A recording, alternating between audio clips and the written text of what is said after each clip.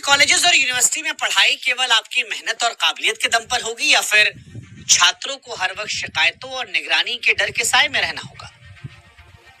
ये सवाल आज जरूरी इसलिए है क्योंकि जनवरी 2026 में यूजीसी के जो नए नियम आए उसने एक ऐसी बहस छेड़ी है जिसे अब नजरअंदाज नहीं किया जा सकता।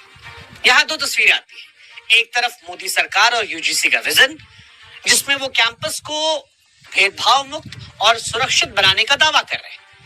वो ये लॉजिक दे रहे हैं कि हर छात्र को सम्मान के साथ पढ़ने का हक है और इसके लिए सख्त नियम जरूरी, क्योंकि समाज की कड़वी सच्चाई है कई बार पीड़ित सामाजिक दबाव में शिकायत करने से डर जाते हैं।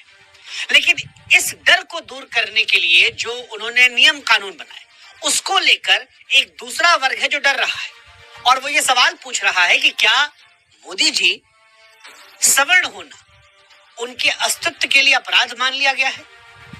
वो ये पूछ रहे हैं कि मोदी जी ऐसा क्यों लग रहा है कि हमारे खिलाफ आप एक ऐसा कानूनी घेरा बना रहे हैं जहां पर अपनी बेगुनाही साबित करने का हमें मौका ही नहीं मिलेगा। अब मोदी सरकार ने डर को भगाने के लिए जो नियम बनाया उससे पैदा हुआ डर ये साबित तो नहीं करता कि नियम गलत है।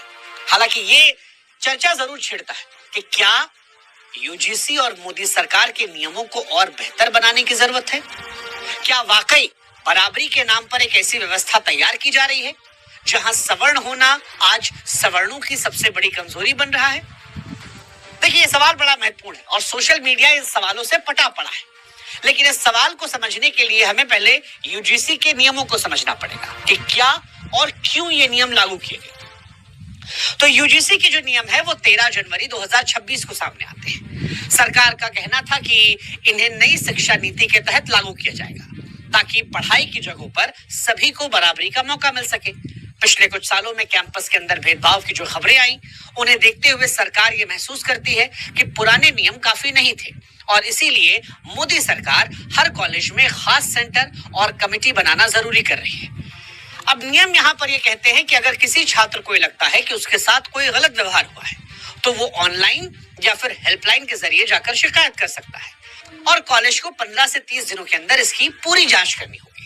कुल मिलाकर कहें तो सरकार की नीयत यहाँ पर स्पष्ट तौर पर यह दिखती है कि एक ऐसा सिस्टम बनाया जाए जहां पर पिछड़े छात्रों को असुरक्षा महसूस ना हो, लेकिन उनके पिछड़े छात्रों को लेकर जो उनकी नीयत है इसी की आड़ में सामान्य वर्ग जो है वो अपने लिए गहरी चिंता जाहिर कर रहा है। इस पूरे विवाद में सबसे बड़ी वजह ये सोचकर मत लिखिएगा कि वो आपके सरनेम को सूट करता है या नहीं करता है, क्योंकि न्याय सरनेम देखकर नहीं देखा जाता और इसीलिए हम उम्मीद करते हैं कि जिस निष्पक्षता से हम कोशिश करते हैं उस निष्पक्षता ईमानदारी से आप भी कमेंट सेक्शन में कोशिश करेंगे। बाकी इस विषय पर आपकी सोच कमेंट सेक्शन में हम पढ़ते हैं और जब इस वीडियो पर कोई अपडेट होगा तो आप तक हम जरूर पहुंचाएंगे।